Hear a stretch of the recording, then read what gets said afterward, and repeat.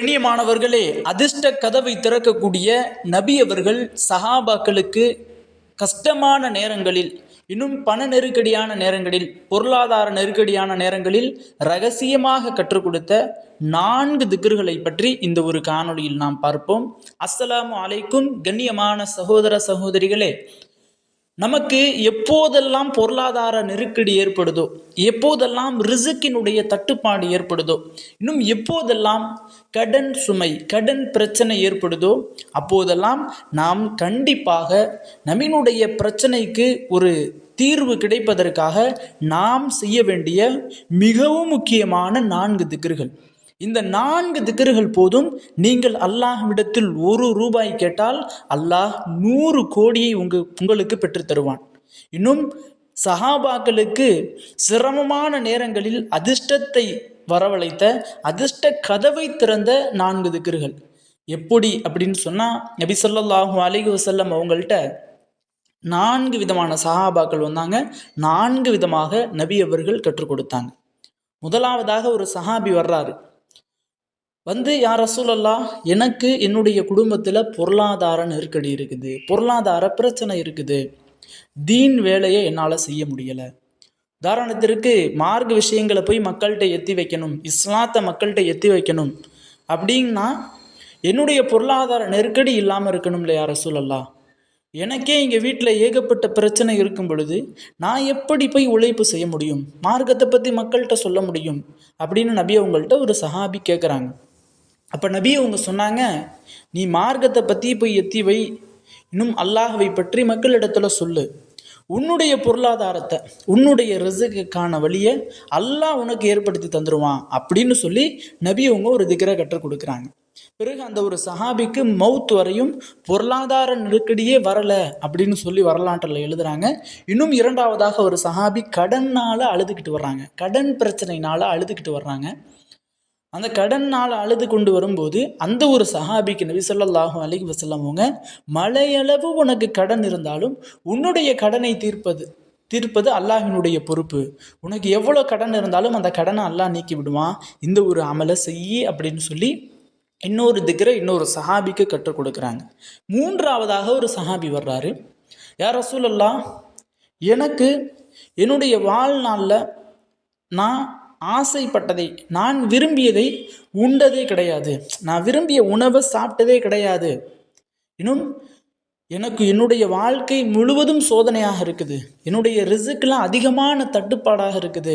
என்னுடைய குழந்தைகள், என்னுடைய பிள்ளைகள், இன்னும் என்னுடைய குடும்பத்தார்கள் யாருமே சாப்பிடுவதற்கு கூட எங்களுக்கு ரிசுக் இல்லை யா ரசூலல்லாஹ், நான் என்ன செய்கிறது அப்படின்னு நபி அவங்கள்ட்ட கேட்டு வந்த ஒரு சஹாபிக்கு நபி ஸல்லல்லாஹு அலைஹி வஸல்லம் அவங்க, அந்த ஒரு சஹாபி எவ்வளவு ஆடம்பரமாக இருந்தார் என்றால், அந்த ஒரு சஹாபிக்கு ஒரு நேரம் சாப்பிடக்கூடிய நேரம் வந்துருச்சுன்னா அந்த ஒரு சஹாபியை சுற்றி 10 விதமான உணவுகள் அவருக்கு வழங்கப்படும். அந்த அளவிற்கு அல்லாஹ் தஆலா அவரினுடைய ரிசுக்கில் பரக்கத்தை கொடுத்தான்.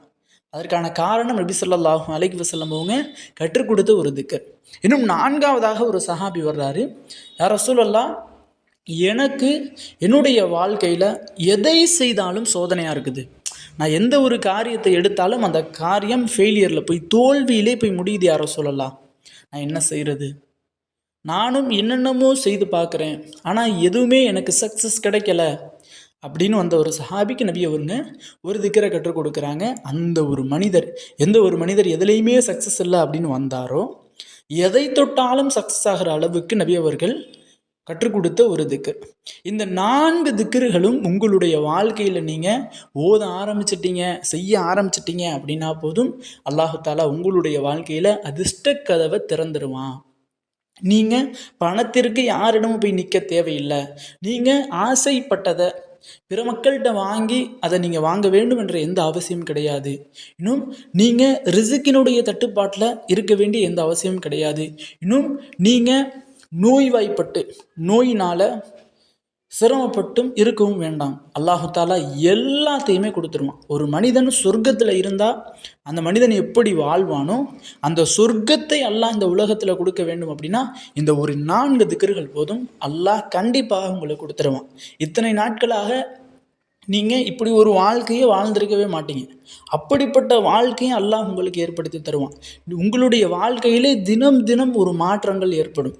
எப்படி இது நடக்குது, எப்படி இது நடந்துச்சு, அல்லாஹ் பரக்கத் செஞ்சுட்டானா, அல்லாஹ் ரஹ்மத் செஞ்சுட்டானா, இதெல்லாம் எப்படி இவ்வளவு ஆடம்பரமாக நாம் வாழ்கிறோமே அப்படின்னு நீங்களே ஆச்சரியப்படக்கூடிய அளவிற்கு அல்லாஹ் உங்களுடைய லைஃப் ஸ்டைலே, உங்களுடைய வாழ்க்கை முறையே மாற்றிடுவான்.